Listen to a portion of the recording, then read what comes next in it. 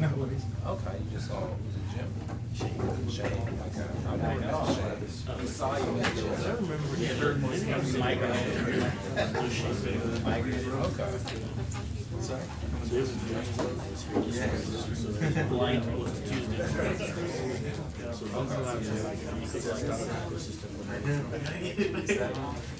So it's a startup for ex-military. Entrepreneurship. Yeah. So that's what Shane told me about it. And I've come before, Josh Beard, David, but now I just finished pitching friends. Just now. After let's see traffic from now on, Right. well, that was crazy, man. Like, it's right, because I didn't give her NVPs. No, well, I'm trying to get back on it. Like things are kind of settling in. So I got more. you figured out who's Yeah, it's well, you know, like the wife is settled in. We hit our year anniversary. Yeah. Already. So that's been a year. That's the last time we. So you know, settling in there. She's settling in at Amazon. She started. Oh, she started? Because I know the last time I saw her, she was Yeah. No, she's at Amazon. So she's a recruiter at Amazon. I used to be like as soon as I hear that, I've already got my number for the fiscal year.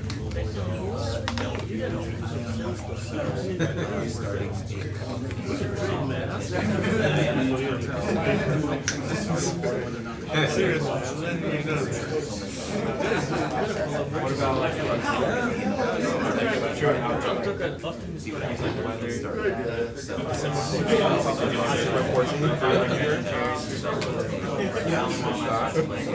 It's been so long since I've been. I've only been like twice. It's been a while.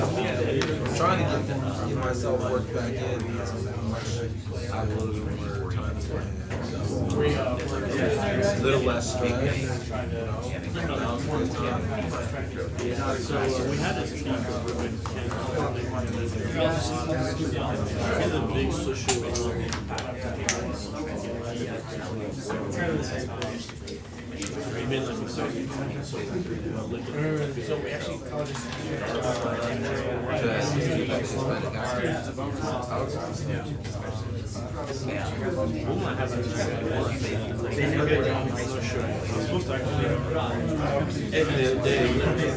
Pitching out congratulations to a product or developing.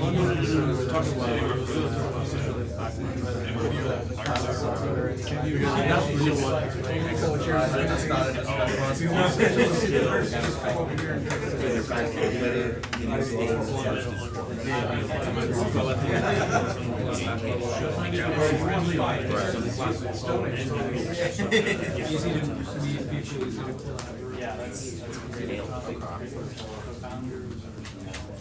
That's good stuff. I definitely want to get back into that ecosystem, kind of get back to it, put in the work and stuff.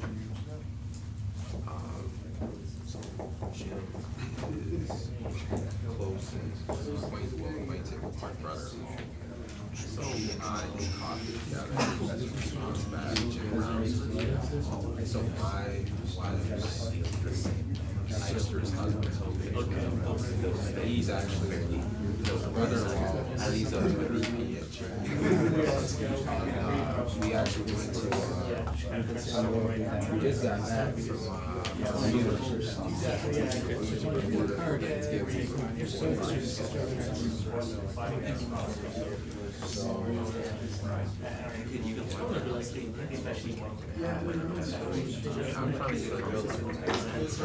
Ready?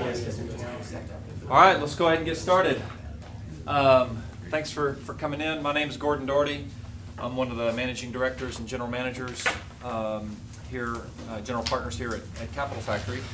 Hopefully you're here for the How to Meet Investors session, also known as Intro to Fundraising in Austin, because we're going to talk a little bit about all of it. In order to meet investors and pitch them, You have to have a fundraising strategy and kind of a fundraising plan. So I'm going to cover a few different things here. We're going to talk about some basic fundraising vocabulary. We're going to talk about how to figure out how much money to raise.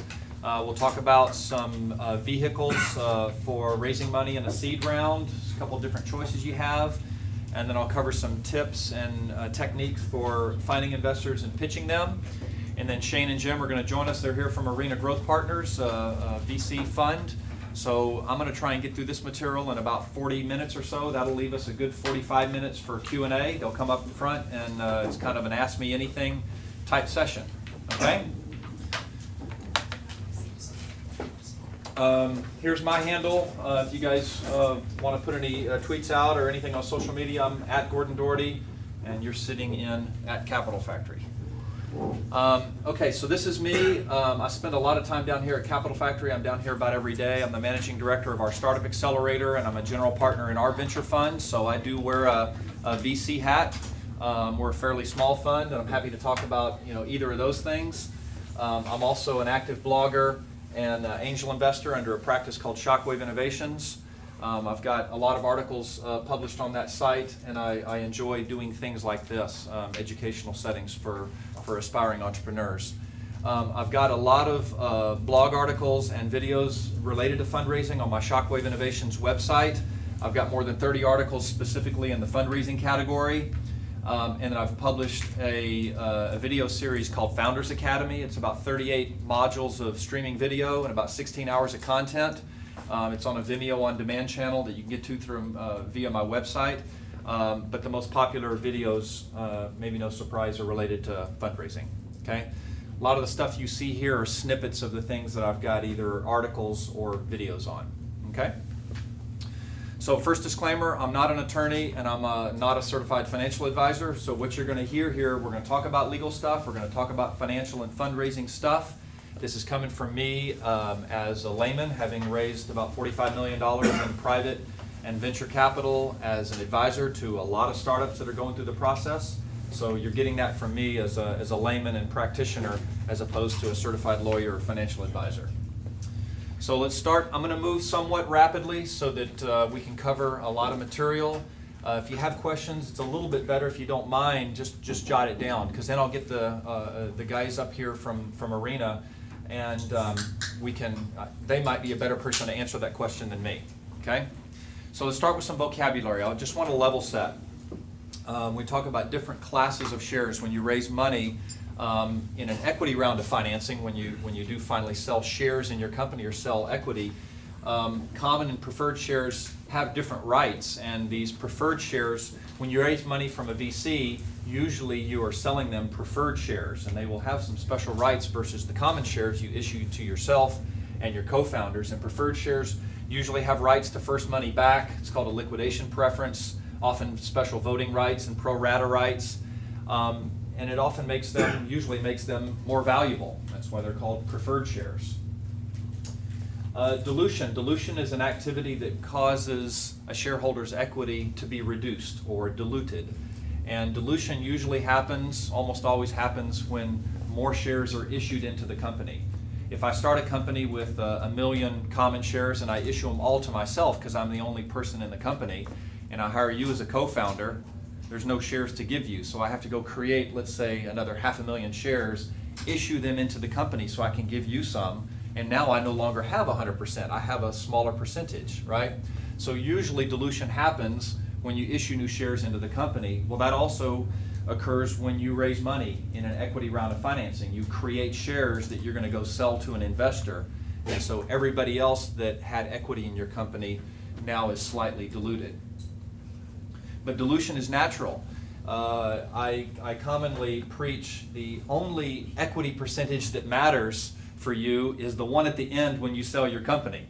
And if you grow a great, successful company that exits for $500 million, you'd probably rather have single-digit equity in a $500 million valued company than the 100% equity you were proud of when you started, when you were worth zero. Right? So dilution is a natural thing. What freaks us out as founders is when we see us go from 100% to 50 to 30 to 20 to 6. but as long as you're growing a fabulous company, it all works out in the end. There's a definition of accredited investor. I find a lot of first-time entrepreneurs make a mistake of not understanding what this means. It's defined by the SEC. You can go look it up. But as a general rule, when you are selling equity interest in your private venture, you should only be doing that with accredited investors. Okay? Accredited investors, there are multiple ways of meeting the test. The most common test that people look at is $1 million net worth excluding the residence, or 2 years of income at $200,000 for an individual, or $300,000 with spouse. So what this means is, if you raise a friends and family round, your friends and family need to be accredited investors. Okay? In most cases, there are avenues for raising money from non-accredited investors. There are new crowdfunding mechanisms that open that up. So there are some situations there. We'll talk about it briefly in a little bit. For most of you sitting in the room, starting from the very first investment you take, if it's a debt, truly debt, like a loan with interest, not necessarily a problem. But if it is equity or a convertible debt that is intended to convert into equity, you should only be raising money from people that meet a test like this. So if you raise money from Aunt Sally, and Aunt Sally is not an accredited investor, you might already be in a little bit of trouble. If you raise money from a sorority sister or a fraternity brother, and they don't have $1 million net worth, or they haven't racked up some nice years of income, you might already have an issue. And it usually doesn't become an issue until you go knock on the door of Arena Growth Partners, and they do diligence, and they look at your cap table, and they see some people on there, and they ask, who's this and who's that? And you say, oh, that's my brother, or that's Aunt Sally. And if it becomes enough of an issue, you might have to remedy the situation. You might have to go give them their money back or convert that to some other type of investment. Okay? So do some research, talk to your attorney on that. Second common trap I see entrepreneurs fall into is a thing called general solicitation. If you actively fundraise out in open forums, you are considered to be generally soliciting.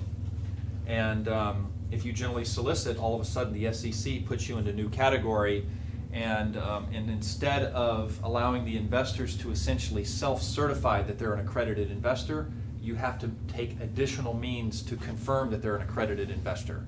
Let me say that again. If you hit me up for an investment and I decide to put $25K in your company, somewhere in that convertible note that I sign, it says the person that signs below is self-certifying that they're an accredited investor. So that way I don't have to give you my tax returns, I don't have to show you my bank account. I sign and say, yep, I'm an accredited investor, and that's good enough for the SEC. If you go start putting posts on Facebook and tweets, and you stand up on stage at South by Southwest, and your last slide says, we're raising $500,000 on a convertible note with these terms, and we're going to do these things with it and whatever, you are generally soliciting. And all of a sudden now, when you hit me up for an investment, the SEC says it's not good enough for Gordon to just self-certify. You have to ask me for my copy of my bank statement and a tax return, and I'm going to tell you, sorry, I'm not giving that to you. Okay? Make sure you educate yourself on general solicitation. There are exceptions to this with the newest regulation crowdfunding. So you are allowed to generally solicit with one or more of the crowdfunding mechanisms. Okay? So you want to talk to your attorney. A lot of good stuff is in this book called Venture Deals, co-authored by Brad Feld, founder of Techstars. I highly recommend it if you get serious about this.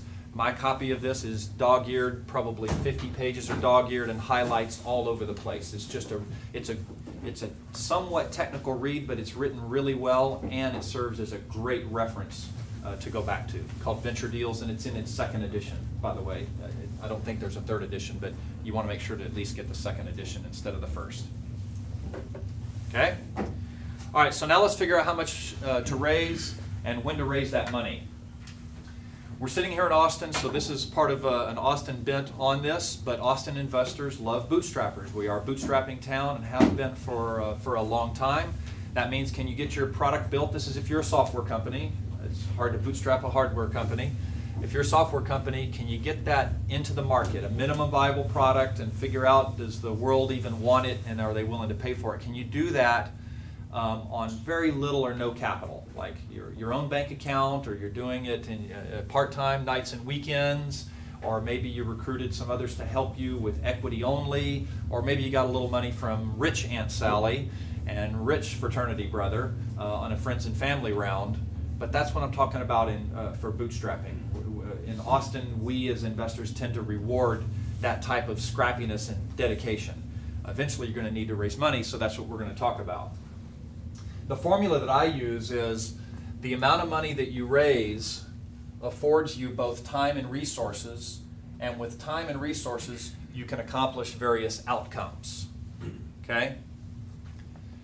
And a lot of times I will ask an entrepreneur, they tell me, yeah, we're raising $500,000 in our seed round. And I'll say, great, why is $500,000 the right amount of money? And I'll get answers like this: it's the most we think we'll be able to raise, it lets us hire 3 software developers, we'll only get diluted 25%, it gives us 9 months of runway. I often hear answers like that, okay? And the problem with that is I didn't hear any outcomes. Okay, I say, so what? Why do I care? Why do I care that you can hire 3 devs? Why do I care that you can live for another 9 months? That's not why I'm, writing a $25,000 check. And your response might be something like, well, all of that allows us to acquire our first 100 customers and introduce an advanced version of our product that will sell for 3 times the price. So now I'm getting a sense for what my $25,000 is going to get me. Okay, it gets me a company that's accomplished those things. Okay. So I have an article that I wrote titled "Investors Write Checks for Outcomes, Not Activities." And I find that people like you are always just thinking about the activities. You're thinking about how many people you can hire and this feature you can develop, and you can finally start doing some marketing and things like that. I want you to be on the left side of this slide. I want to hear about the number of customers you're going to acquire, or markets you're going to open, or partnerships that you're going to land. Maybe this investment gets you to a cash flow break even, something like that. Okay, start with that. And then I might say, well, you tell me you're going to get your first 1,000 customers on this round. How are you going to get 1,000 customers? That's when I'm giving you permission to move to the right. Oh, we're going to acquire those 1,000 customers by hiring our first sales rep. We're going to start doing some marketing, for God's sakes. I'm going to ask you a little bit more about marketing. Start on the left and then move to the right. Left is what, the right is how. Okay? So now we've got some outcomes, and that's where I want you to focus. I want you to focus on the outcomes first. Don't raise money for a certain amount of time. Raise money to accomplish a list of outcomes. And then we're going to back into the amount of time and resources needed to accomplish those outcomes. You're going to raise money, enough money sufficient to raise again in the future at a considerably stepped up valuation. Usually we raise money multiple times. So let's say you're going to need $10 million in your lifetime until you go sell the company for $500 million. You wouldn't raise all $10 million up front, most likely, because you're not valued enough. You'd give up the whole company. So you raise enough money to accomplish a set of outcomes that boosts your valuation so that you can then raise money again at that higher valuation. So that's kind of the sequence of events. Okay? So you need to look in that crystal ball, and you need to imagine the story that you'll be telling the next set of investors, and you want to create a compelling and exciting story for the next round of investors, and that's the outcomes that you're going to envision. Okay? Number of customers, level of monthly recurring revenue, partnerships, customer acquisition model is a little bit fine-tuned, whatever that is. Then you're going to say, how long is it going to take me to accomplish that, and how many more people do I need to get there? Okay? So now we've backed into time and resources, and if I know time and resources, then I can figure out the amount of money. Oh, that's going to be $480,000, so let's raise $500,000. Okay? I find too many of you just say $500,000 because that's what my buddy Fred did, and that's what Jill did, and it seemed like the right amount, and that seems like what everybody's raising. That's not the way to do it. Okay? You might still end up at the same number, but I want to hear the story. And I want to hear the story told from the right to the left. Okay?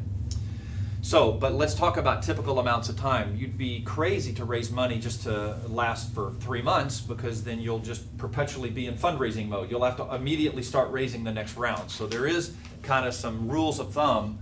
A seed round commonly will last around a year, give or take, 9 months to 15 months. A Series A might last around a year and a half. Let's bracket that with 15 to 24 months or so. So all I'm giving you there is just a guideline. If you tell me you're raising a seed round to accomplish these things and it'll last you about a year, I'm just saying it doesn't catch me as strange. You know, there might be reasons why your seed round would last longer or shorter, okay? So then the other dimension on this is the amount of money you raise compared with the valuation that you're able to convince investors that you're worth. That determines the dilution that you will experience. Okay, remember with each funding round, our equity is going to get diluted. And so, you know, you'd like a valuation that's high enough to yield reasonable dilution.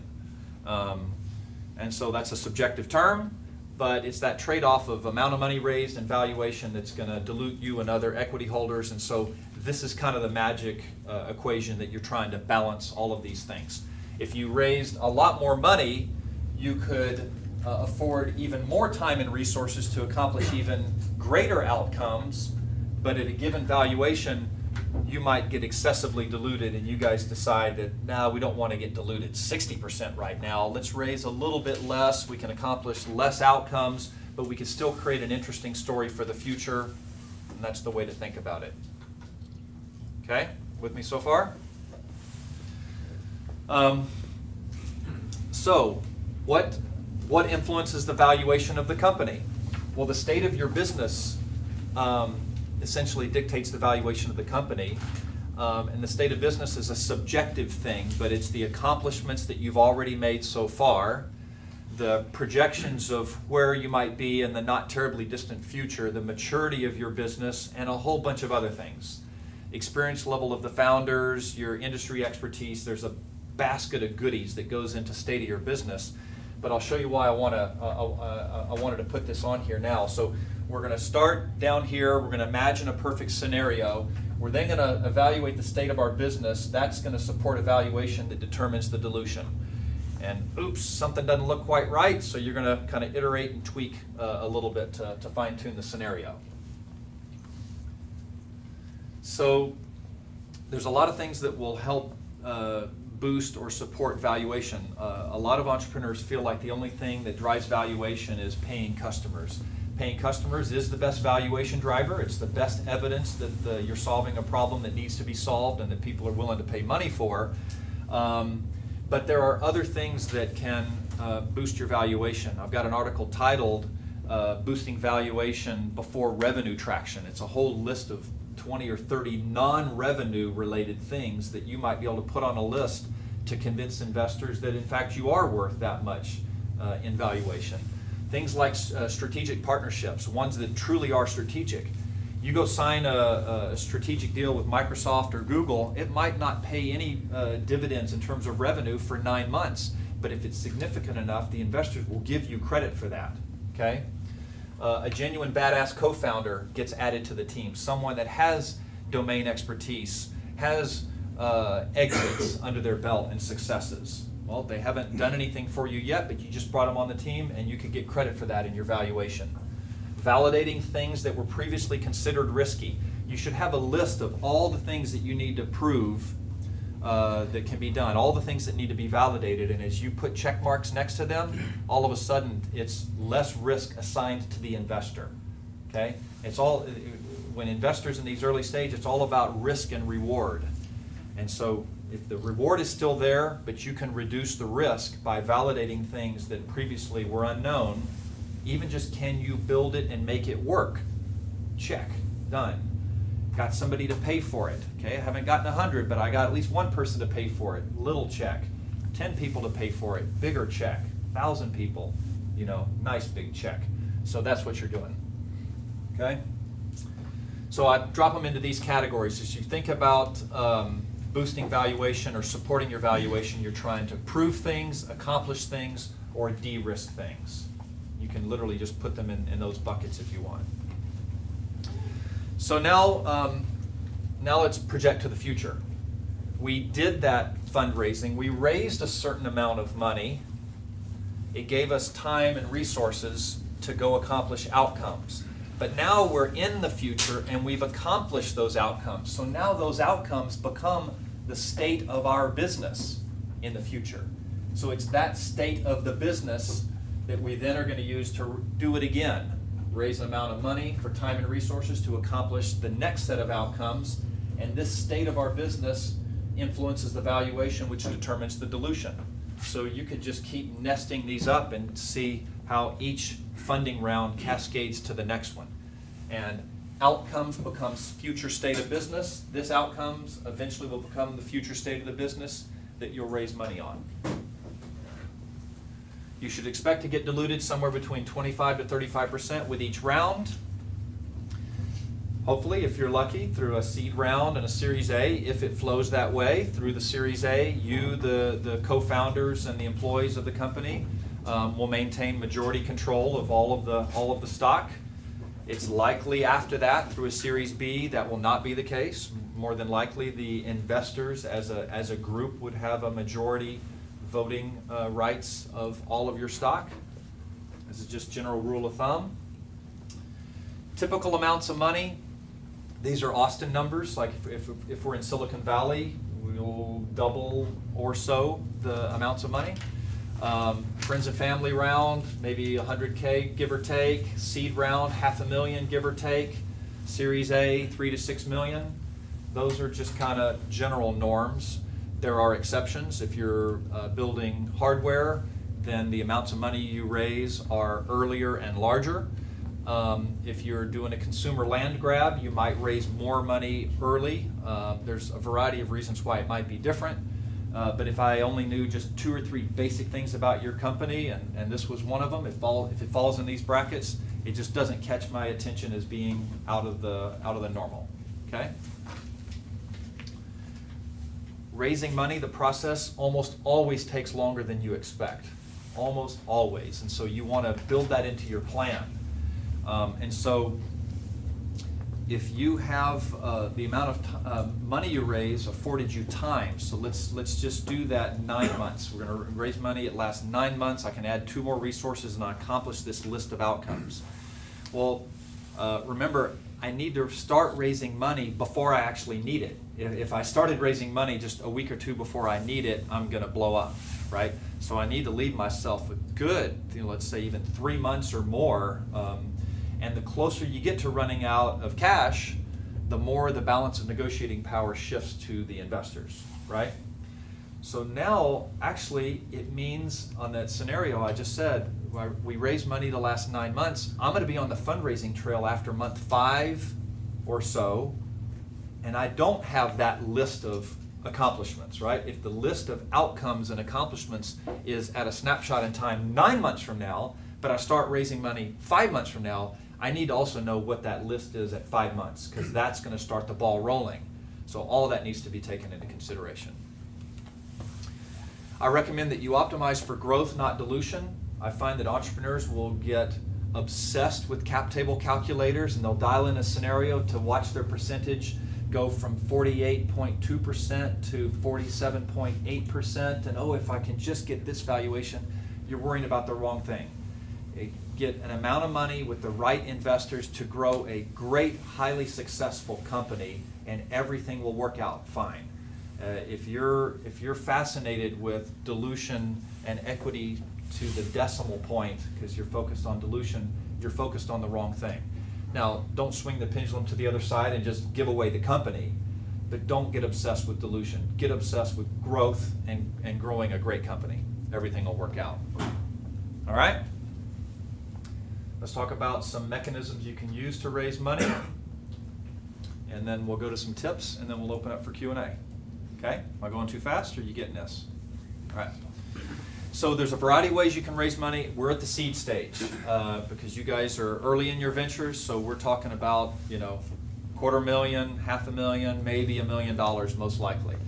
You can raise it as traditional debt. You can sell equity in your company. You could take pre-orders. If you have a type of offering that you can go to Kickstarter or one of those type crowdfunding platforms, that's certainly available. And then there's some revenue-based funding where once you reach a certain milestone, you're actually kind of making royalty payments, if you will, or percentage of revenue goes to the investors. So all of these are possible. There's pros and cons with each of them. I do have an adage that says, tell me your price and I'll tell you my terms. Now, in other words, it is really kind of true. I might challenge you to, yeah, fine, you go ahead and set the valuation. I'll put in a blank and you just write in the number. But I get everything else in the document. You get that one place, because I hear you're obsessed with valuation, and fine, I'll give you that one. I get everything else. You'd be in big trouble, because I guarantee there are a set of terms that I can put in that document that will make that valuation not what you think it is. So don't get obsessed with that one number called valuation. It's a balanced set of terms, okay? That's why you're going to go read Venture Deals to educate yourself on those terms. One common trade-off that you're going to be sizing up is raising money via selling equity in the company versus debt, okay? And all investors, or almost all investors, want equity at some point. There are investors that love revenue-based funding and whatnot, but I'd say more common is we want equity. We want to be on the cap table, and I want to see my name with a percentage next to it. And I realize that percentage is going to go down, but you're going to go sell your company for $500 million, and I'm going to make some nice money. So I want equity when that happens.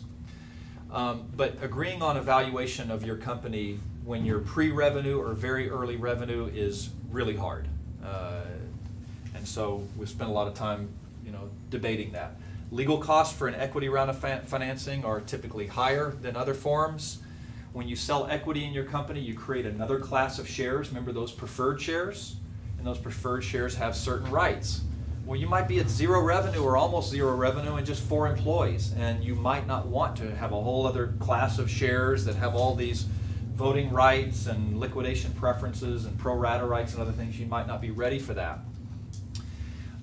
And doing an equity round of financing, for the most part, requires you to be a C corporation. Some of you might be an LLC or not in a C corporation status, so you don't really even have equity in this sense to sell. So for this reason, the convertible note is a fairly popular funding vehicle for pre-seed and seed stage companies. I'm not pushing it, I'm just saying it's very common, very popular. It's a debt instrument that's not intended to be repaid in the traditional sense. So when you present me with a convertible note, yes, it is a note, it is a debt instrument, and it even has interest and it has a term. But I don't want you to pay back my principal plus interest. I want that debt to convert to equity. That's why it's called a convertible note. It's intended to convert into equity in the future. Okay, so it's a pathway for me to get to equity without having to argue right now over the value of the company and without you having to sell me preferred class of shares. It converts to equity in the future once certain conditions are met. And usually that condition is when you raise an equity round of financing of a certain size or larger.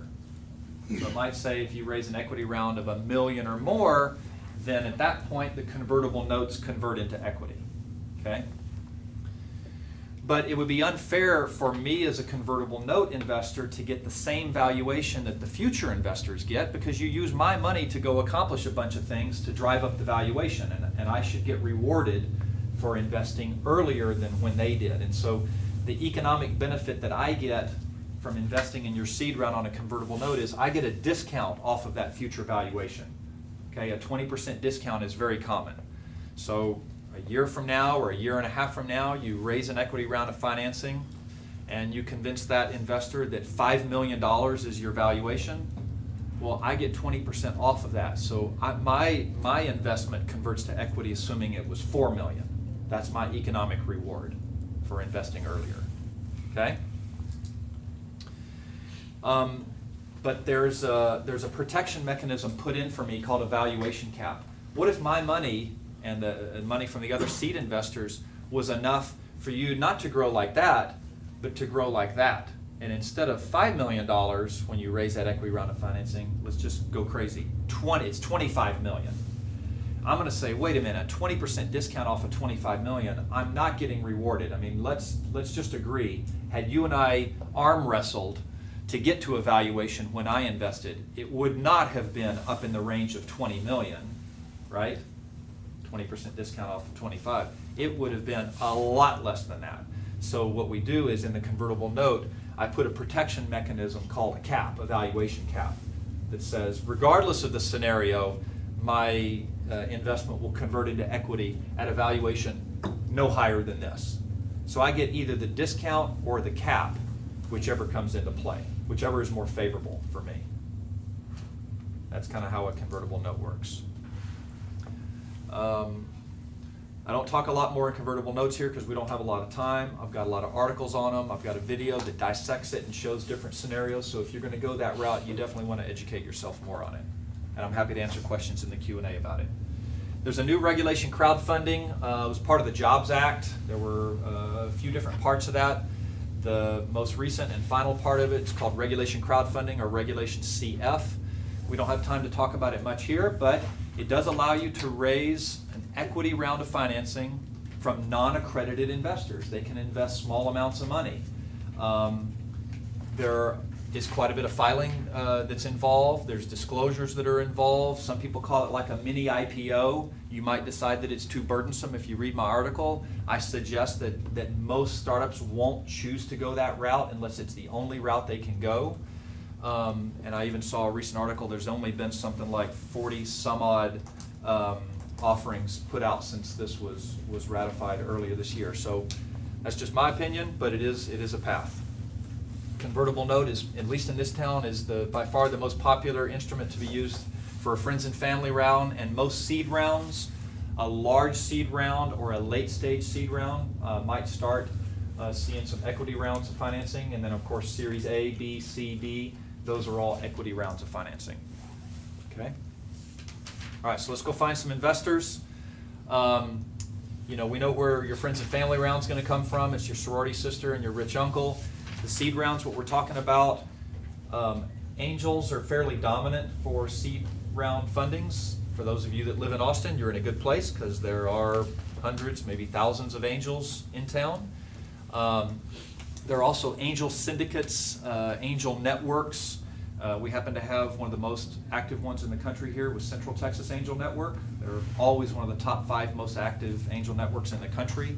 Houston Angel Network, just down the road, also one of the top 5 most active angel networks in the country, always. So here in Texas, we've got 2 really active angel networks. They run multiple cycles per year, so you have opportunities to pitch and go through the gauntlet. And I recommend if you think you're at that stage, to give it a try. Accelerators can be a source of funding. Most accelerators either come with funding or with an opportunity to qualify for funding. So that might be a path that you take because you can get both help and support. You get an organization wrapping their arms around you with mentoring and other benefits and access to some funding. And there are some very early stage VCs that will invest in a seed round. Even some that will invest in a seed round and then maybe lead or be with you through a Series A. Okay? But I think mostly you're going to see angels and angel syndicates or angel networks be most dominant with seed round fundings. Then, of course, Series A, B, C, that's when we talk to Arena Growth Partners and other VCs that are out there. We've got a good number of them in Austin and a lot of them in Texas. You get to them through networking. It's a lot of hard work. I mean, you're going to network so much, you're going to get sick, you're going to puke on the floor, and then you're going to network some more.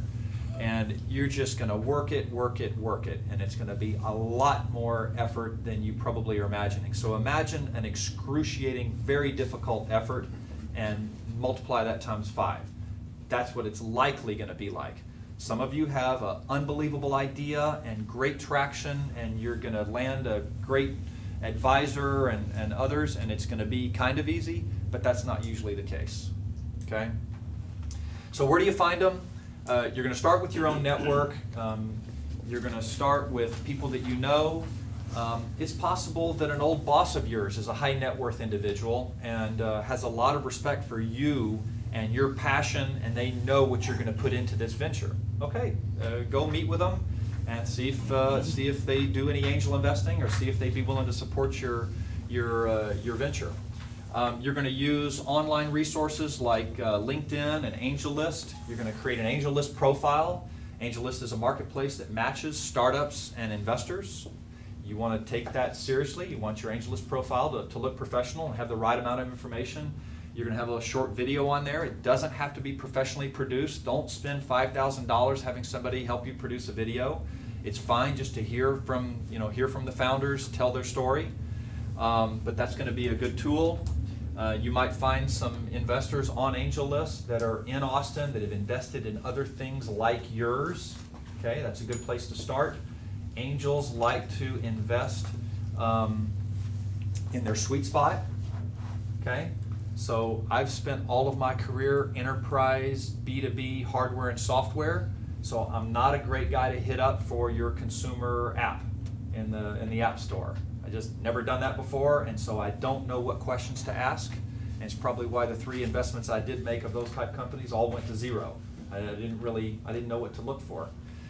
So industry areas, technical expertise, hardware, software, marketplace, try and intersect with the angels areas of expertise.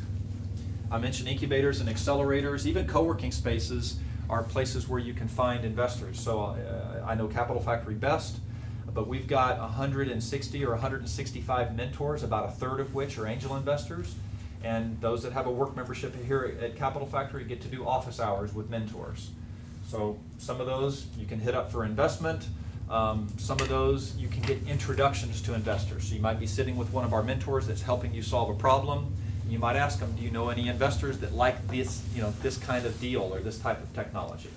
Okay. Pitching events, you have a lot of opportunities in this town to get up on stage. South by Southwest is maybe not the greatest example, although there are a lot of opportunities there. Every month there's more than one pitching event here in town. Okay. We have quite a few incubators and accelerators in town. This is just a partial list. The reason I mention this, if you want to pursue this for funding benefits, you want to know what the area of expertise is. So there's some focused on consumer packaged goods, medical devices, social good companies, university students, etc. Okay. Similar for VCs. This is just a sample set of VCs. They all have their focus area. You don't want to go pitch a VC that is a late stage VC that writes $3 million checks if you're only raising $500,000. Doesn't mean you wouldn't try and buy them coffee at some point just to start building a relationship, but I'm talking about actually fundraising. You want to know what stage, do they lead or do they not lead around? What's their typical investment size? Are there various industries that they like? Are there business models that they like or don't like? They might not like marketplaces and sharing economy companies. They might not like hardware companies. They might love healthcare tech. And they don't keep it a secret because, believe me, they don't want to look at a bunch of pitches that aren't aligned with their areas of interest. So their home page tells you exactly what they're looking for. Okay, so do your research before you come up with your target list, and then try and get an introduction in. Now remember, most of the folks on this list, we're talking about Series A or later rounds of financing. So if you're raising $500,000, you're probably not knocking on these doors just yet. Your instrument's going to be a pitch deck. A decade or more ago, we wrote a 30 to 50 page business plan document. We don't do that anymore. That business plan is represented in a pitch deck. So you tell your business plan through slides in your pitch deck. It has a typical flow. There are variations on this. For example, if you have a badass team that's done it before multiple times with exits, that might be your opening slide. Let me tell you my story. I've built this, I've done that, I have IPOs, I have 3 acquisitions under my belt, blah, blah, blah. So if you've got that, you'll vary, but typically it'll follow a flow kind of like this. And I've got an article titled Pitch Deck Flow on my site if you want to refer back to that and get an idea for what's in there. And you'll have different versions of this pitch deck. You'll have your short version that's you're going to stand up on stage for 3 to 5 minutes and do a quick pitch.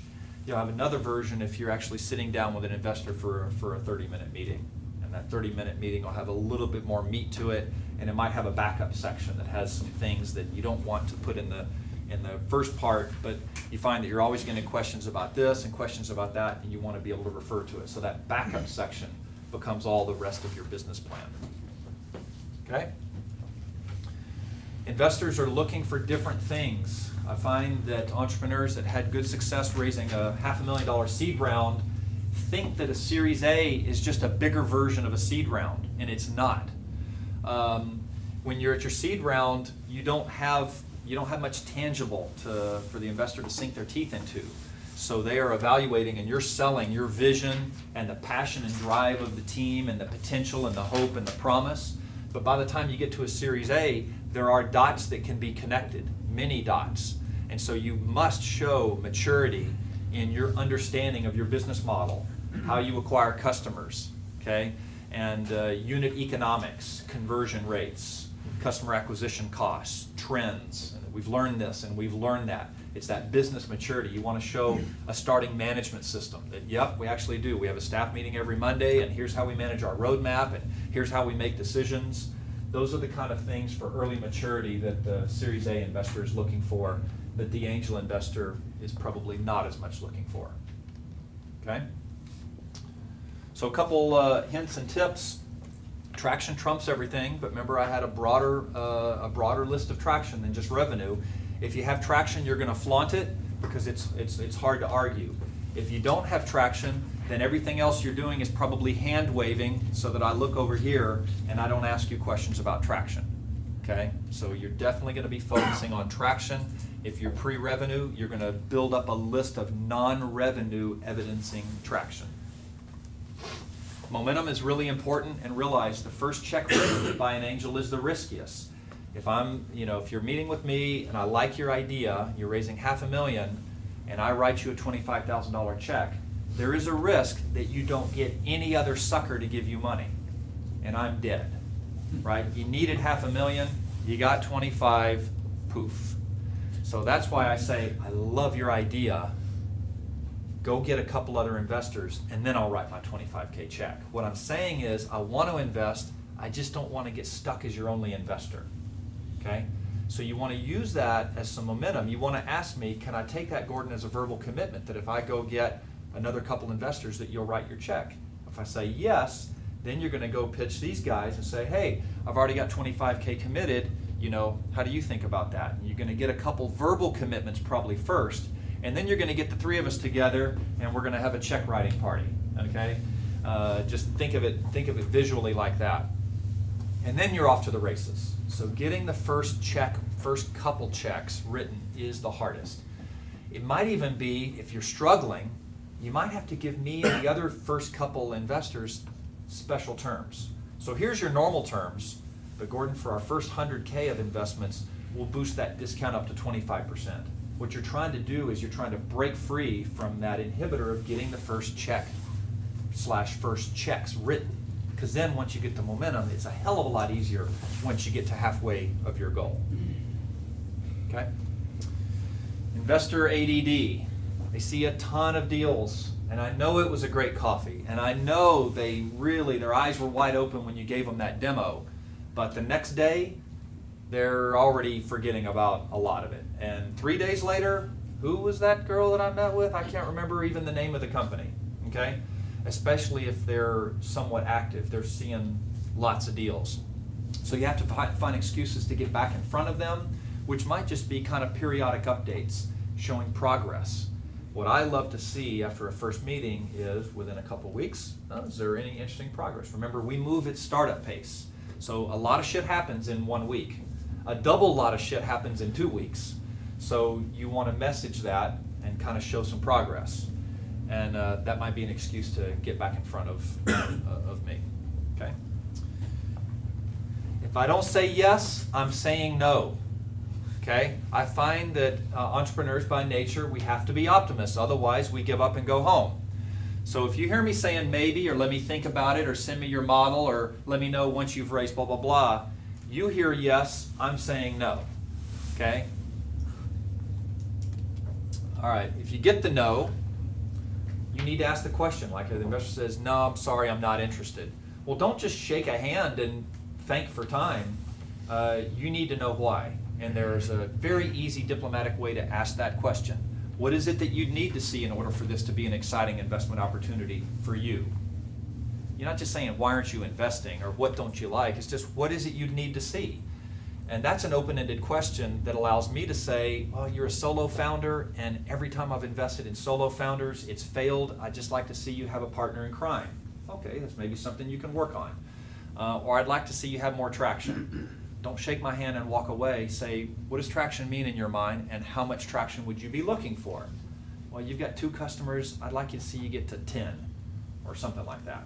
Okay? So if you ask the question that way, you're soliciting something a little more specific. Okay? depending on how I answer the question, you might be able to ask the second question. If I say, I don't do consumer investments. I'm glad I met with you. It sounds interesting. I don't do B2C. I don't do mobile apps or whatever. Well, in that case, I'm not telling you that your idea sucks. And you might say, well, hey, do you have any fellow investors that you'd be willing to introduce me to? If you ask me the first question, what is it in order you'd need to see? If I say, you're an idiot, you don't know what you're talking about, you should stop right now, please don't ask me the second question. Okay? So use best judgment on that. Okay, covered a lot of ground. I hope that sets the tone for this next part. I want to open it up. Truly, anything goes. Shane and Jim are from Arena Growth Partners. You guys come on up and join me up front here. We'll get comfy. And I'll let them tell you a little bit about their fund so that you understand where they're coming from and how they've positioned.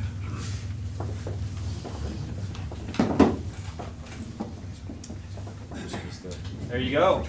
Yeah. How are you, Gordon? Good to see you. All right, make yourself comfortable. Thank you.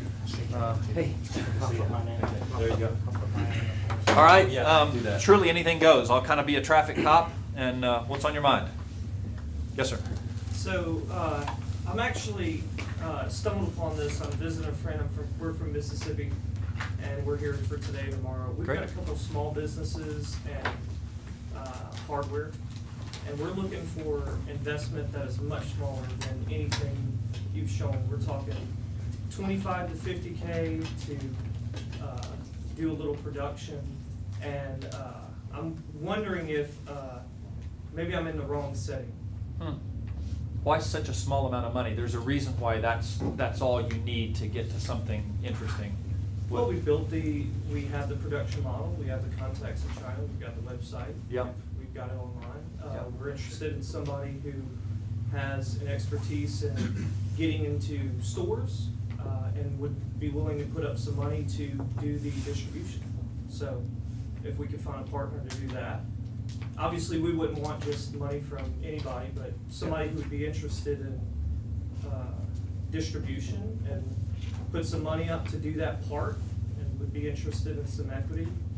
We've got a couple of different products, different brands. Okay. And so, What do you think? They only need 25, 50K? Where should they go? So I would say, in some cases you get what you pay for. If an investor that can afford to write you a $25,000 check, usually is going to be someone for whom that $25,000 is not a meaningful amount of money. And so a $25,000 check doesn't create any urgency for me or cause me to carve out any time to really help you. Like Maybe not in other you. words, so I would go back to Gordon's question, right? Which is, if you want somebody, like if you want a $25,000 check, that to me says you just need money. But it sounds like you need help. Well, if you need help, then a more meaningful amount of money is going to cause an investor to want to help you. A less meaningful amount of money is just going to cause them to write you a check and say stay in touch. You know what I mean? yeah, I'm saying, I'm here for the next couple of days. So where is the place for the right investors for this? What is the community for that? Because I'm starting to get a sense this is a certain community. In Austin or where you live? In Austin, I'm here. I'm from Mississippi. There's no community. I'm gonna be honest with you. So tell me. Well, so my view, I guess, is twofold. There's the activity versus the accomplishment, which Gordon talked about earlier. If the 25K is just for distributions, maybe an equity source isn't the right place to go. Maybe your local bank. Yeah. Is a better place to go. Yeah. Everyone assumes, oh, I'm starting a company, I need to go see a venture capitalist. Nothing could be further from the truth. The second thing that I'd say is that investing, not unlike politics, tends to be local. And people will tell you, money will flow and find the right deals and it's geographically fungible and all of that stuff. In my experience, that tends not to be the case. I'm not from Mississippi. I haven't spent a lot of time there, but I would imagine that somewhere in and around your community, there's someone that would be willing to write you a $25,000 check and this sort of dovetails a little bit on what my partner said, it would be much more meaningful for you and for them to get that money locally, where they can touch you and see you and feel you and figure out what's going on, than to write you a check and whether or not they're the right profile or not, which is a secondary question. Whether or not they're the right profile or not, even if I were the right person, hypothetically, to write you that check, and even if I had the capacity to do it, and even if I were really interested in doing that, I wouldn't, because you live in Mississippi and I live in Austin. Well, let me shake it up a little bit. So, All right, and then quickly, Yeah. because we got a lot of questions. Go part ahead. of the owner of all these companies sits in this Capital Factory. He's got a business Okay. here, Yeah. and he's been here for a while. So Where's the business? it's No, where's the business that you're raising the money for? It's in Mississippi. well, it's online right now. So I mean, it's But you're in we're looking Mississippi. for distribution. We're looking for a place to do it. But Jim's right, most angel investors want to be close to the entrepreneurs that they're supporting. Right. Most of them do.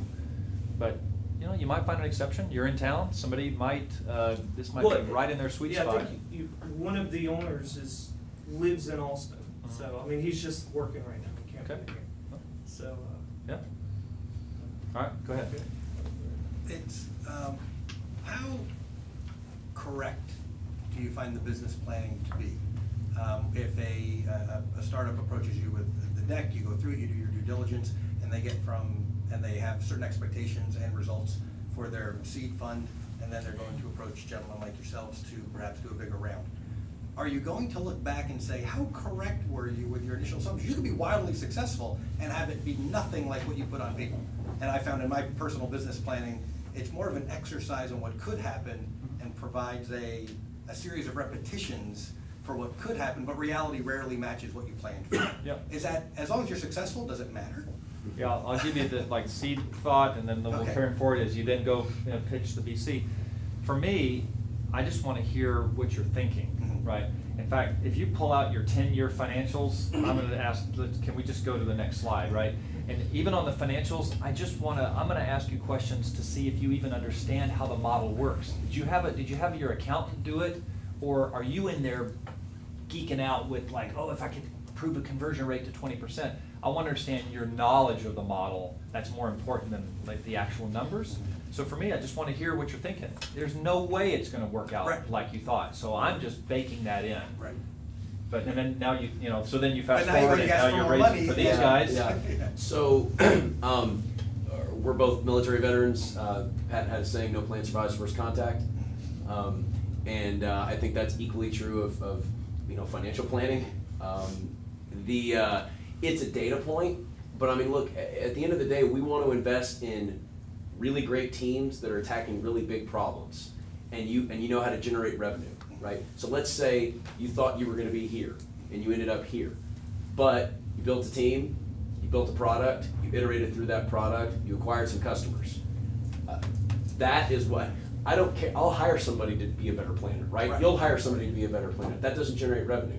Somebody that can build a business and build a team, and that I would say is more important. Yep. Go ahead. Two quick questions. LLC versus C Corp. Been told that you can easily start an LLC and convert it to a C Corp. It can't go the other way around. Would you suggest just starting with a C Corp if you have the funds to do so? And the second question is it worth working on a business plan? Is that something that's not really relevant anymore? Okay. Well, the LLC C Corp thing, there are avenues for incorporating out the gate as a C Corp that don't cost a ton of money. There used to be a bigger cost spread, now that's a little less. The round trip, if you start LLC and then convert, you will end up spending more money, for sure. And also, depending on what you do with your LLC and how long it operates, it's possible that there will be some tax implications and things that are triggered when you do convert to C Corp. LLC is really, many people start with LLC because they don't actually even know that they're going to be able to build the product or even have one other person join their venture. So they even want to spend $1,000 to incorporate as a C Corp. Usually that's why it happens. So I don't fault anybody for starting out as an LLC, and I'll tell you, that about 40% of the startups that are accepted into our accelerator are in LLC formation. We give them, we give them 45 days to convert, but they do need to convert. So, not a big issue. If you think you're onto something and you haven't incorporated, I would, if it was my venture, I have a tendency to go ahead and just go straight to C Corp and keep everything really simple and try and do it, somewhat inexpensively. But do it with the guidance of an attorney. I wouldn't just don't do the LegalZoom method. Have somebody make sure you incorporate with the right number of shares and you price them right and some things like that. And then your other question related to Well, the business plan, but I think that one kind oh, of business plan. I mean, this is your style for if you're capable of creating an expanded pitch deck and do it in a way that to you it represents all the things of a business. Like many of us today, we think in PowerPoint, right? I mean, one of the best ways I think is I'll just bring up a PowerPoint and start building it out, right? If you're that type, great. If you're the type that likes to write narrative, man, I mean, I'm gonna give you credit for having a business plan, and you're also gonna have the pitch decks. You still have to have it, so I don't think you'll get penalized for it. And then last part, is it our due diligence to verify someone is a certified investor, meaning they have a valuation of $1 million? No, as an accredited investor, they should be able to self-certify. Okay, Yeah. so is it our due diligence as a startup to ask that? Are you an accredited investor? Nobody's ever asked me that, but I think in many cases you'll know that they've done some other investments. Maybe it'll be kind of, I don't know about what obvious means, but it'll be kind of obvious. If they've never invested before or you have doubts, I think if you ask diplomatically, I think it's fine to ask the question. Does it come up with you guys in due diligence? I would say use your best judgment on Yeah. the last part. Yeah. With regard to the LLC question, it depends. I'm constantly asked, particularly in Austin, about the LLC C Corp question, and sometimes I get those questions from companies that aspire to be $100 million software companies, and sometimes I get those companies from companies who aspire to be $5 million cupcake makers, and the answer is different for those two companies. So understand what you want to be when you grow up and what steps you need to take to do that, and then sort of backwards plan from there. Business plans, sort of the same thing, however you feel about it, I think is fine. When I got into this business 20 years ago, they said, welcome to the firm, and they put me in an office, business plans, here, and they were 30 to 50 pages, and I was thankful that I went to law school because I at least wasn't intimidated and knew how to read large volumes of things. I personally prefer PowerPoint. I think a lot of people think in PowerPoint, and to this gentleman's earlier question, and to my partner's comment, to use a non-military version of that, Mike Tyson, everybody ever hear him? His version of that quote was, everybody has a plan until they get punched in the mouth. Startups get punched in the mouth all the time. So don't spend your time writing a 50-page narrative that is likely to change in a month. Good. Did you have one? I was just gonna say, I thought that for the disclosures under the SEC, it was $1 million, if you're raising you can raise up to $1 million within a 12-month period. This is one of the new this is one of the Jobs Yeah. Act titles. Okay. Yeah, that's a specific crowdfunding or equity funding under the Jobs Act that you're talking about. There are various limits there. Yeah. Can I just make a general comment Please. on that? I thought Gordon did an outstanding job of presenting stuff, and I'm personally glad that I sat in on it. It was sort of a fun refresher for me. One of the takeaways, and he said this multiple times, but very subtly, as you were sort of trying to take down all this information, get an attorney, and get a good one that knows deals, that knows venture deals, that can answer questions around accredited investors and what valuation means and what dilution means and what option pools mean.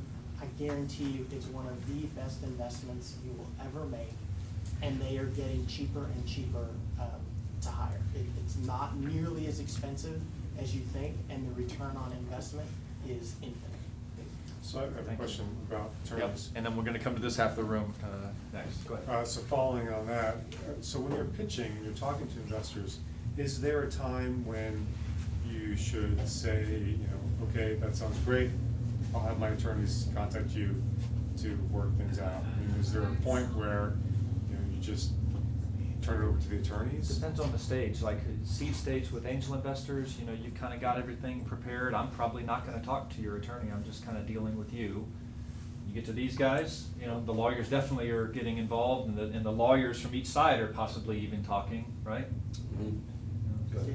So in my experience on the angel side, I've done some angel investing as well. Depending on the level of sophistication of the angel investor, you should have your attorney prepare the convertible note documents and the promissory note documents. There are specific documents that you'll need them to sign that include the acknowledgement that they're an accredited investor. You should have an attorney draft those. Some angel investors will want to negotiate various terms, and I think you'll want to be in consultation with your attorney for that on the angel side.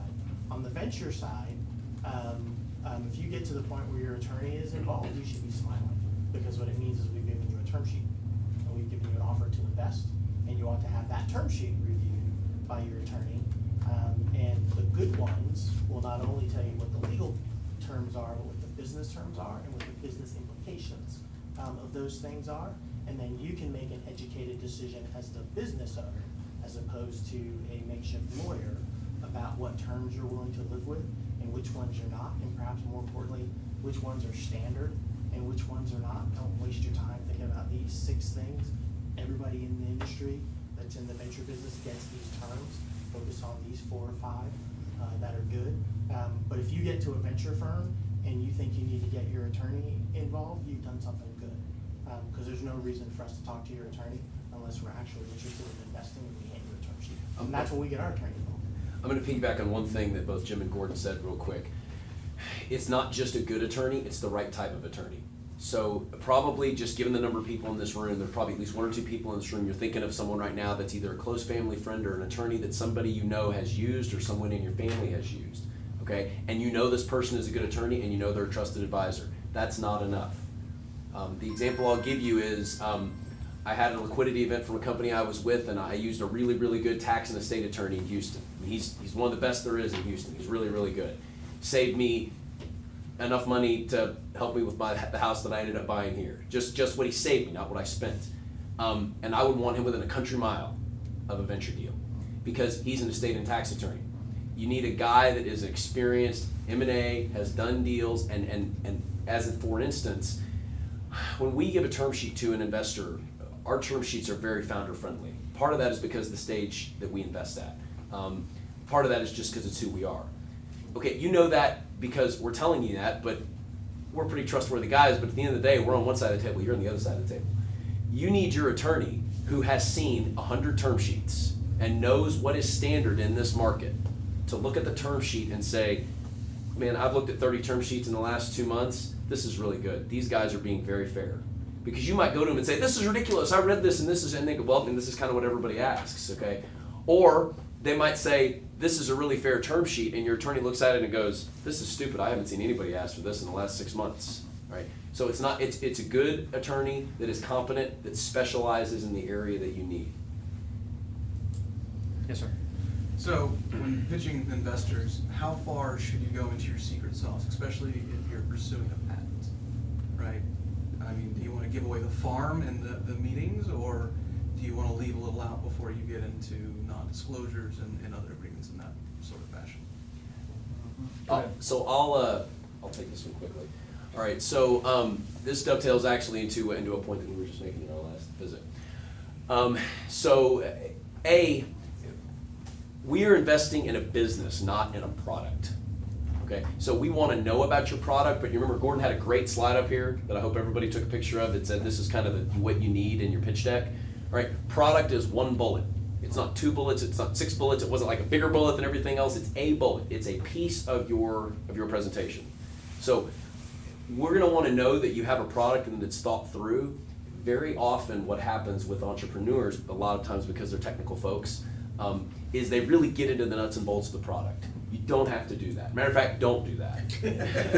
Okay, because what we want to know is, okay, this is the problem, right? And then this is how we're solving it, that's the product, and move on, all right? Don't go into 2 or 3 different iterations because you're going to lose us, right? Or you'll lose me. You're probably not going to lose him, but you'll lose me. And so I would answer your question this way. You don't have to get into the secret sauce, not because you're trying to protect yourself, but because until you get further down the road with an investor, you just need to say what you're doing, right? And very generally how you're doing it. If you find yourself really digging into the nuts and bolts and the how and everything like that, A, you're gonna lose me. B, it doesn't interest me. I wanna hear about the business, what you're doing. Does that help? Yeah. You have anything to add to that? The only other thing that I would say, and it's a very nuanced sort of comment, only because you mentioned the word patent. You don't want to disclose, if you're going through the patent process, something that would put your patent at jeopardy, in jeopardy. So I would make sure that you don't do that. But if you're thinking about doing that in a first pitch, go back to what he said. One more thing along that, just rule of thumb, investors don't sign non-compete, so don't ask. The reason that we don't is not because we're sitting on high horses, it's because we look at so many things that eventually, chances are we will invest in something that's at least tangentially related to what you're doing. We will have done it without malice, okay? But chances are it's gonna happen, and there's no way that we could possibly keep track of all of the non-competes that we would have to sign, which would number in the hundreds every year. Put us out of business. Yeah. Can I follow up on that question? Because I have a similar question.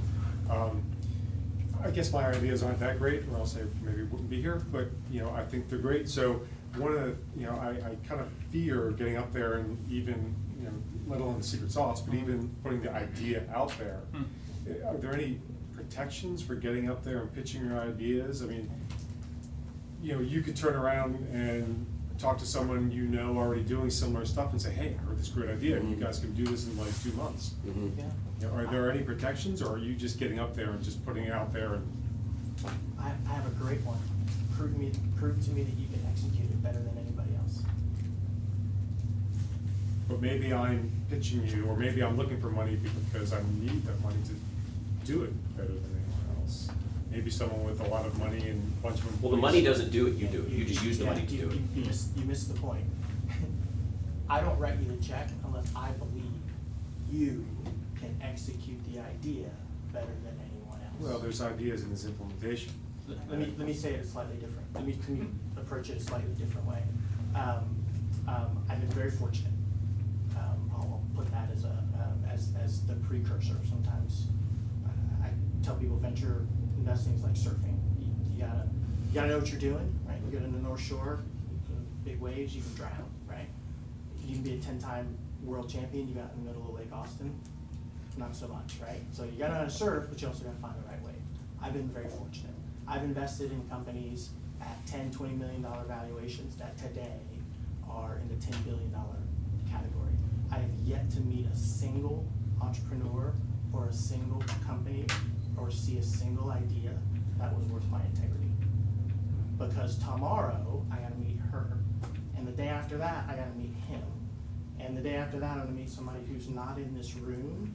And if I get a reputation as someone who goes around stealing people's ideas, I'm not gonna be in this business very long. So that's I think addresses the core of what you're talking about. But to reiterate, the idea itself, there's a reason why ideas aren't patentable. They have to be put into practice, right?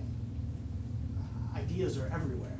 And why would you believe that you're the only person that's come up with the idea? That's why we don't sign non-competes, right? So your challenge is not to prove to me that your idea is great. Your challenge is to prove to me that your idea can be put into practice by you and your team in a way that makes the business great. And if you can't do that, then it doesn't matter to me what your idea is. Does that make sense? It does. Good. My question is on single founders. I know you mentioned that. So, what is your reaction to single founders who have a track record, have previous exits, successfully have overseas connections, global businesses. Would that still be, you'd have limitations there as well? I personally don't have an issue with it, especially if the solo founder does have some experience. If not, it is good to have a partner in crime and all of that, and I even assume that an experienced single founder is gonna end up, recruiting a team. So for me, it's not a disqualifier, but I do know some other angels that are fairly negative on it. Right. There's a follow-on question to this on the business traction. So, I've done an MVP, we've launched it overseas, and we've seen traction coming very quickly. So now we are ready to roll it out here. So the traction, are you only looking at the US side traction because it's a global product? Or are you happy to look at, or investors are happy to look at the overseas side? Can you hear the good ones? Yeah. So I think that, as Gordon mentioned, traction is a fairly fungible term. A lot of people, particularly people in Austin, equate traction with revenue or traction with customers. People in the Valley or in Boston, which is where I was before moving here, don't necessarily equate it that way. They equate it with market recognition and credibility, and in some ways, quite frankly, hype and hyperbole. And so there are some times where, from a marketing standpoint, you hit it out of the park, even though you haven't sold the thing, right?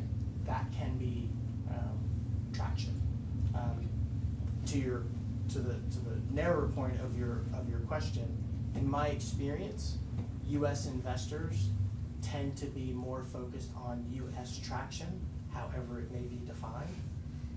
If you have international traction and are trying to move to the U.S., there are some investors to whom that is attractive, and there are some for whom it is not.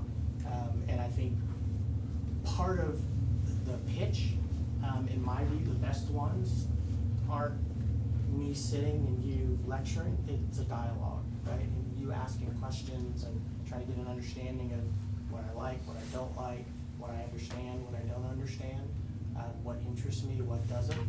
That's a fair question to weed into your pitch, to get a sense, to do your own due diligence about whether or not our firm or someone else's firm is actually a good fit and would be attractive to something that you're doing.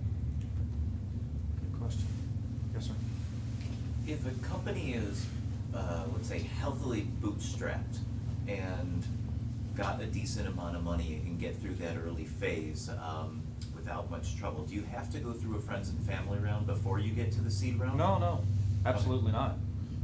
Definitely not. Yeah. You don't even have to do a seed round, you can go straight to the A. Yeah. Okay. Yeah. Good question.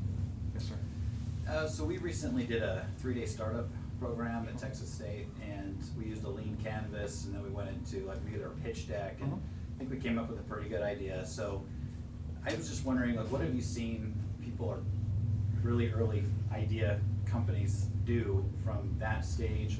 Our thought is find a technical resource to help build it, maybe get it into a company as a beta to try it out. Is there anything else that maybe we should be doing at this stage besides that? Well, I hear in your question, you're not ready to quit your day jobs to do this. Exactly. Right? So that's okay. That just means it'll advance at a different pace. I can imagine maybe bringing on an advisor or two. I don't know how much expertise you and the team have in this particular area, but if there's a couple gaps, maybe you could bring on, an advisor. So, yeah, if you're not ready to quit your day job, then you're just. If we got funding, we would. Well, yeah, of course. Yeah, it happens all the time. You get it to a certain point where you prove you can build out kind of a semi-crappy but working MVP and get some feedback from some beta customers. And that with that, you get some investors maybe on the hook, and that gives you the confidence for one or more of you to quit your jobs and jump into it. It's a very common path. Okay. Yeah, evaluate the skills and resources that you have, and where are your biggest gaps, and how could you fill those during this phase? Okay, thanks. Yep. Let's come over here. Yes, sir. Hi, I'm Zubiota. part of Bunker Labs with Brother Shane over there. Yeah, great.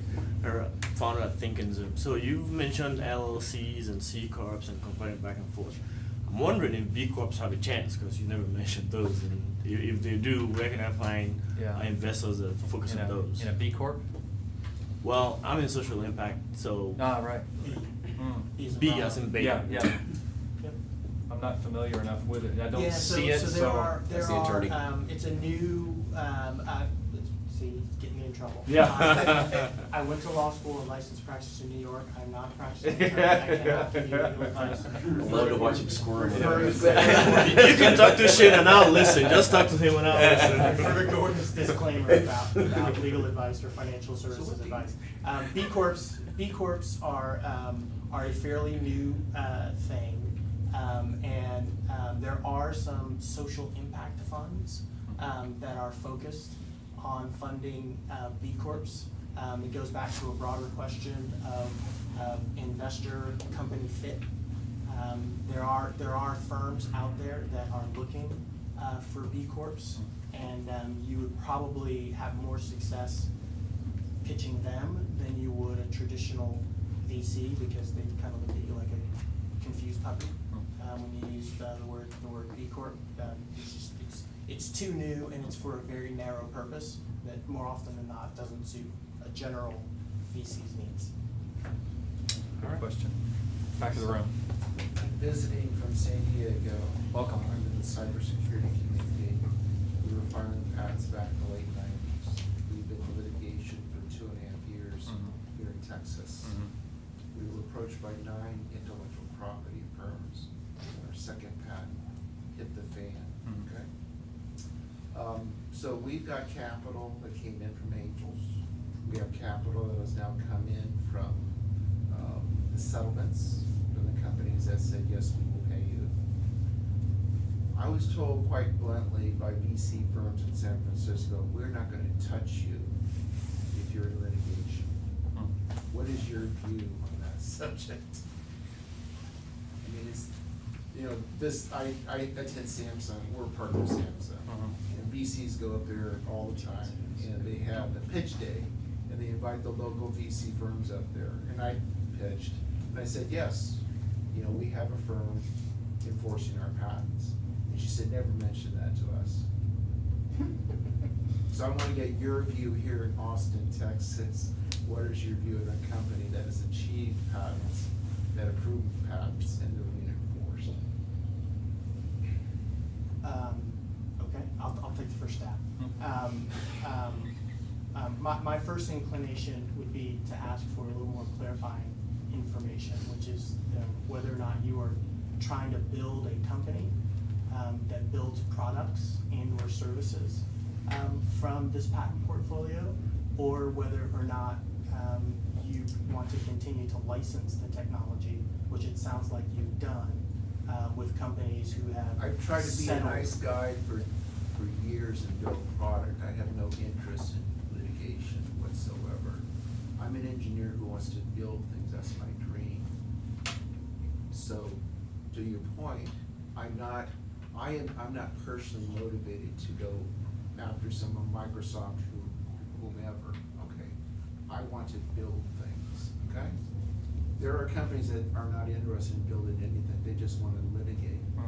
Right? Yeah. You guys with me? Well, no, I think to his think question, so. that's what the investors are gonna try and, that's what they're gonna try and dig underneath. Right, but when I get approached by 9 firms, and these are intellectual ventures, IP navigation, they obviously say, you've got something here, Kevin. Our only interest, we could care less about your inventions and what they do. We just see somebody with deep pockets that we can go after. They're just bloodlust, okay? Oh, I gotcha. Okay, let me, So that's not my so character. So one of the things, I'm not, you asked about Austin's take. I'll give another disclaimer. I'm not gonna speak for Austin. But I'll give you my personal take. So I started my career in the Valley at JP Morgan Capital, and then in New York, and then with Polaris in Boston for 10 years before coming down here. In my experience, venture people, because they get inundated with lots of data, meaning lots of startups, tend to put things in boxes, and they look for reasons to say no. Litigation is a very easy way to say no. Because if you run out of money and I'm a shareholder, then technically, they can go after me. And my deep pockets, which don't have anything to do with you. So that's a warning sign, that is pretty bright and red and flashing, that I don't wanna touch. Having said that, I think my suggestion would be that you go back and you look at your IP portfolio and you think about what you really wanna build. And think about what it takes to build it and market it and sell it and manufacture it and distribute it, and then decide whether or not, and this is a standard pitch I give to a lot of folks, whether or not you're a feature, a product, or actually a company. My sense is that the reason why those folks are going after you very aggressively, because Nobody's going after me. No, the patent portfolio, right? The IP ventures and the folks that you talked about who come to you and Right. said, we want your portfolio because we have people with deep pockets who want it. They want to license your technology. And my sense is that the reason they want to license it, generally speaking, the reason why people want to license technologies is because they're either features or products that fit very nicely into an existing portfolio of features and products. And they have the sales and the marketing and the manufacturing and the distribution and all of those things in place that you would effectively have to replicate with maybe 1/3 of the overall product to sell what you want to sell. If you want to go build something and build a company, and that's your dream, I'm not even saying not to, go for it, man. But what I'm suggesting to you is that based on what limited information you've given, it is more than likely that the intellectual property that you have, someone wants to pay for it to build it into something that either already exists or is already in their development pipeline, and the likelihood, possible, but the likelihood that you would be able to either anticipate that or do some sort of leapfrog over it and ultimately compete with those deep pockets on an apples to apples, my product is better than your product basis, there's a risk reward that's associated with that, let's say that. And when you throw litigation into the mix as well, you're unfortunately an easy no relative to the other 20 opportunities that I may have to put my money into. So I would just consider that. Good question. I don't want to belabor this too much. We specifically have IP firms that set up another company as a firewall. Mhm. You, the investor, we cannot be sued as a result of this litigation. Okay. One more question. Yes, sir. I was kind of curious what the sweet spots are for your fund to invest. Sure, thank you for asking that question, because I was gonna make that point before we left. Good. So first point I'll make is, this is a question that you should ask yourself before you decide to meet with any investor. You would be amazed at the number of people that reach out to us and say, listen, I've got a small startup that's pre-revenue, we're based in Arizona, and I'd like to talk to you. And we invest in companies that are Texas-based that are 1 to 3 million in revenue. And it's on our website. I mean, like Gordon said, we are very explicit, really honestly for your benefit, because your time is valuable.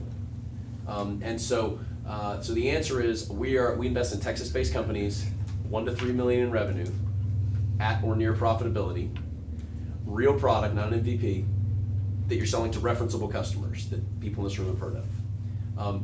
The most important thing for us, and that I would say is sort of the reason that we're in this business is solid leadership teams. Jim and I are both very passionate about leadership. There are some groups that will find a group of really, really smart guys that have a really, really good idea. It's important, but it's not enough. We want people that are good leaders. And we define that as some of the people that have a clear vision for where they want to go, that they can communicate. There's somebody that other people want to work with and work for, and they're coachable. Coachable implies humility, because humility is important to us. So now that said, we're a little bit later than some of the venture firms you'll find here in town. The last thing I'll say is we have an affinity for veteran-owned businesses. It's not a mandate, but it's an affinity. That's why I know these two guys, because they're both veteran entrepreneurs. And we we really are very passionate about small business, and we're passionate about helping startups succeed, even if we don't invest. I think that I'm going to give a shameless plug for Arena here, but it's not a plug. We're proud of this. Jim has spent most of his life working with small technology companies, right? I'm the son of a small business owner. We are both tremendously passionate and hold in very high regard entrepreneurs.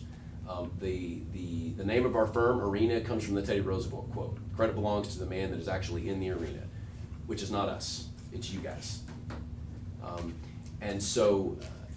One of the reasons that we do what we do is because entrepreneurs represent the very best of America. You guys are the job creators. You guys are the ones that are generating revenue. And so the larger point I will make is that the way that we look at it is that we're servants of the entrepreneur. We practice what we call servant leadership. And I tell you this because, make no mistake about it, the only reason that we exist is because you exist. I mean, when I say we, I mean investors. Like, we can't invest in air. You guys have to actually create something so that we have a reason to exist, right? The second part of that is venture capital firms don't generate revenue, not in the traditional sense, right? So you guys are the reason we exist, and you generate revenue. So you're the more important person in the equation. Do not forget that when you sit in front of an investor, because there are some investors that you will meet in your lifetime here and other places that will get on their high horse and tell you to buy their coffee and spout about how smart they are, right? And those are not the people you want to hook up with, right? If you're a good person, if you're a good gal or a good guy, and you have a really good idea, there's somebody that's going to fund that, especially in this town. So I'll come back off my high horse now. That's a specific. The only other thing I will say in terms of things that we don't do, we tend to shy away from B2C, healthcare, hardware. Anything to add to that long diatribe? No, I thought that was good. You used the word that I will highlight, and it's general, not just for us, I don't think, but for any investor, and it's passion. Did anyone get a chance to listen to Brett Hurd at Think Big, Capital Factory the other night? So you think about someone like that who's basically spent the last 15 to 20 years becoming an overnight success, right? Going through walls, right? Flying to the valley to look his investors in the eye, saying, "Don't cut me off. Give me more money. I'm gonna make this work." Right? When we're sitting in a meeting and you guys are presenting, part of what we're trying to get a gut sense for is, are you really passionate about what it is that you're doing? Do you really, really believe in what it is that you're doing? Because when things get hard, notice I didn't say if, when things get hard, one of my favorite quotes is, adversity doesn't build character so much as it reveals it. Right? That adversity is coming. And it usually happens for whatever reason right after we invest. But it's at that point where you get to learn about us and we get to learn about you. And that partnership's either gonna get stronger because of it, or it's gonna splinter and fall apart. And once I'm on your cap table, I'm on your cap table. You're stuck with me for a long time, right? And us with you. And us with you. So we better get to know each other and kind of like each other and kind of trust each other and kind of believe that we can work with one another. Because when things go sideways and plan A turns into plan B, turns into plan D, you want someone who's gonna be there to walk you through that. And I don't wanna be sitting in a room with an entrepreneur and my belief is stronger than their belief. That's the wrong equation, right? We got, at minimum, we got to be in it together. And you should probably be bringing a heck of a lot more to it than I do, because I've got 3 or 4 other portfolio companies, at minimum, that I have to tend to, and I've got to believe when I walk out of the room that you're just as passionate and that you're going to go through that wall and get some stuff done. Fabulous. All right, they need to turn this room. We probably have a few minutes if any of you want to visit. Join me in thanking Shane and Jim. They added a really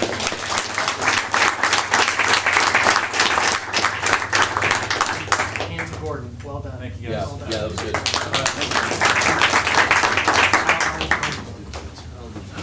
That was fun. That was fun, thank you, Gordon. Jim. Appreciate it. See you. Yeah, it's nice. Good to see you. You all right, man? Good to see you. We've never met Jim? Oh, you need to introduce yourself. You need to introduce yourself. Shane. Hey, good to see you, bud. Good to see you. Thanks for coming. Thanks for coming. Good to see you. I'm glad you got to meet him personally. Did you ever met him before? No, never met him. Oh, yeah, he's a good guy. Yeah. You can tell he's a lot smarter than I am. I know. Hi, Shane. Brad Cole. Nice to meet you, Brad. Good to see you. I'd like to talk to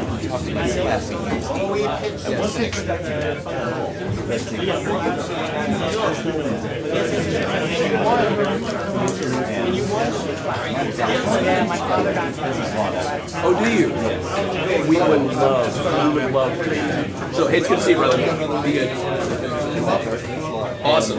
Yeah, yes. Yeah. Oh, great. Fantastic. I gotta go. Very good stuff. Thank you so much. Good. I'm glad, Brad. No, the answer is absolutely yes. Touch base with us in January. We'll set it up. That's actually and then by the time I circle back with you in January, I'm also going to have some questions about a business that I'm working on, and we're just getting it off the ground right now. Oh, good. Just developing that. Yeah.